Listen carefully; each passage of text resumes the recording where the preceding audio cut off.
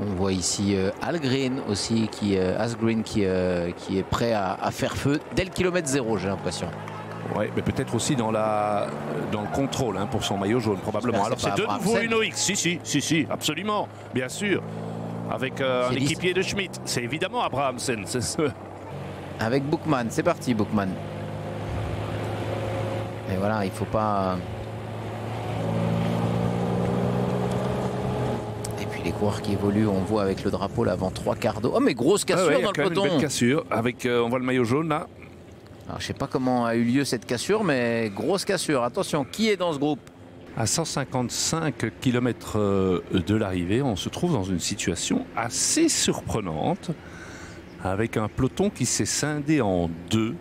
Et dans la première partie, un seul homme qui ambitionne le top 10 au classement final, c'est l'Espagnol Carlos Rodriguez. Et voilà, c'est parti. Si, Van der Poel y va. Et il y a aussi Rex. Rex aussi, Van der Poel très costaud. Et vous voyez que Neis y va aussi. Rex va priver Van der Poel des 20 points. Et je crois que Neis aussi. Et on va vérifier, mais au lieu de 20 points, c'est 15. Donc les adversaires de Girmay et de Milan ont fait le boulot. Oh non, là c'est carrément les Visma. Ben oui, voilà. Ah, oui. Changement de physionomie. On le sentait. Kampenarts, Kuss et Yates. On continue le harcèlement. Oui. Et pratiquement dès le pied du Soulor. Ouais. Ça, c'est quand même un signe.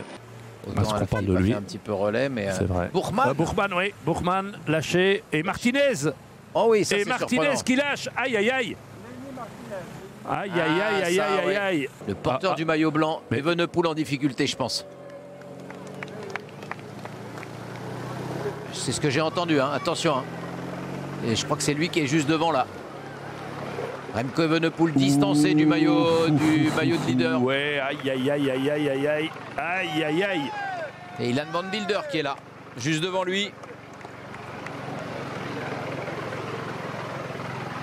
Et Van Wilder essaye de sauver ce qu'on peut encore sauver pour Remco Evenepoel. Ouais. Il y a encore on peut envisager revenir encore dans l'autre boss, mais là c'est très compliqué. Ouais, ça risque quand même d'être une journée peut-être décisive pour la suite du tour de Remco. Ça est plus que décisive à mon avis. On disait ce matin, est-ce qu'on peut gagner le tour ici? C'est possible, mais est-ce qu'on peut le perdre? Oui, quand on... Vlasov lâché. Quand on craque à 52 km de l'arrivée, on sait que sans accélération, sans changement de rythme. On sait que ça peut être une sanction qui va être très lourde. Non, et Skelmos attaque avec Woods. À 5 km du sommet. Le maillot jaune est distancé. Maillot jaune Ben Illy distancé. Eh bien, ce col du Soulor est de loin la difficulté qui fait le plus de dégâts depuis le début de ce tour. Et puis habituellement, et qui bat les masques à tous les niveaux pour le moment. On avait des batailles qui se déroulaient que dans le final. Et là, c'est très tôt. On a donc maintenant 5 hommes en tête. Storer, Woods, Armirail, Skelmose et Rubio. Il a perdu Van Wilder et il a récupéré Schachmann. Ouais. Et on a Barguil maintenant. Et je pense qu'il veut que Schachmann aille plus vite. Ouais, mais ça, il ne peut pas faire. Attaque de nouveau de Woods avec Skelmose. Et 1 km 4, c'est loin. Et il veut assurer peut-être le coup, mais parce que c'est vrai qu'il y a Storer pour les points aussi. Ouais, exactement. Allez, ça va être fait pour Woods. Voilà la bascule. On va déclencher un petit chrono.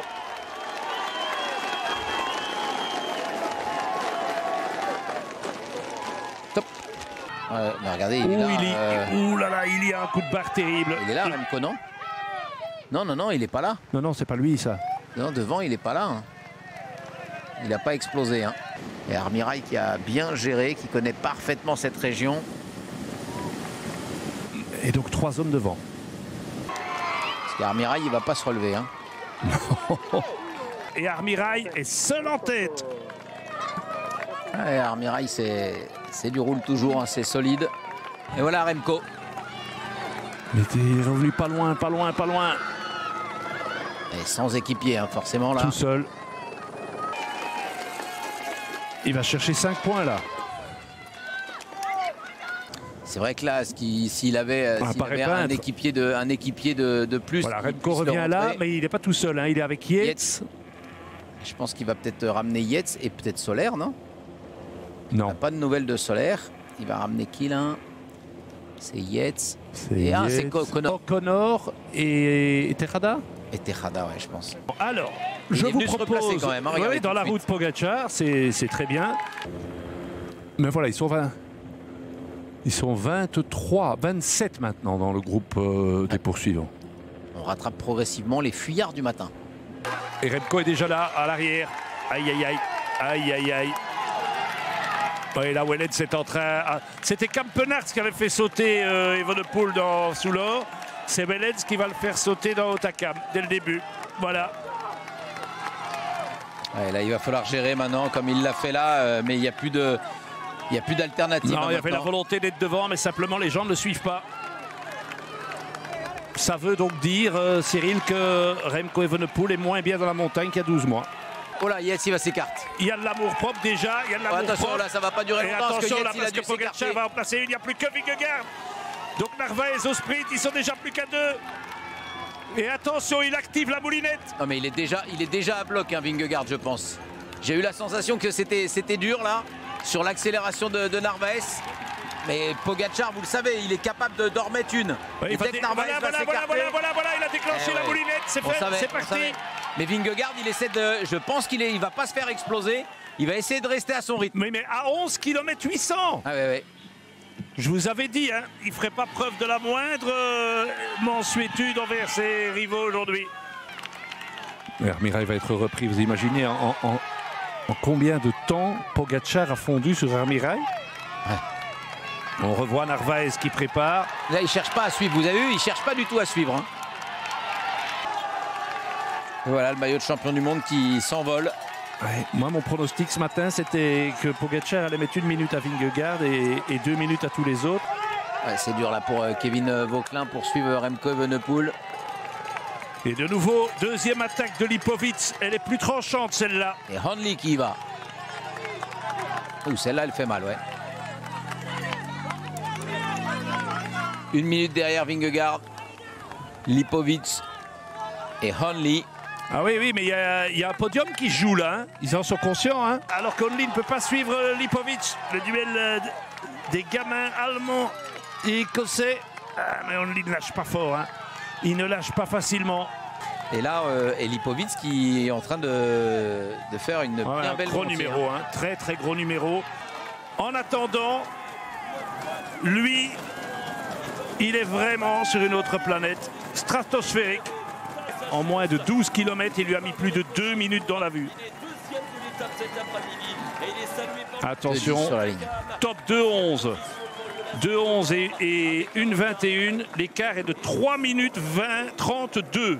Plus de 3 minutes et demie. Lipovic qui revient. Balle, hein. Ah oui. Lipovic qui peut peut-être encore espérer à 2-23. Ouais. C'est Johannessen qui va venir prendre cette place juste devant lui à 3-0-1. Et Remco et Vauquelin, voilà deux garçons qui l'ont fait au courage. Et c'est peut-être symbolique de les voir arriver tous les deux ensemble. Car ils ont été lâchés combien de fois? Ils sont revenus combien de fois?